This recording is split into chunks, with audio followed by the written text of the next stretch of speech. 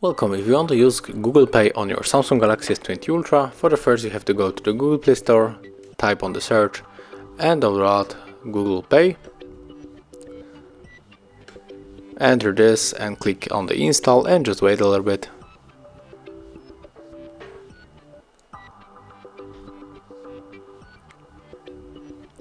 Tap on the open.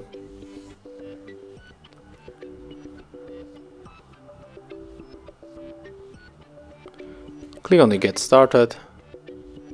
Tap on the allow all the time. And right now when you want to add your payment card, you have to click on the pay contactless with your phone. Tap on the set it up. And right now you have to put right here your credit card and let the smartphone scan the data, but also we can enter details manually, and after that you will be able to pay the contactless with your smartphone. Thank you guys for watching. Leave thumbs up, comments and subscribe to our channel.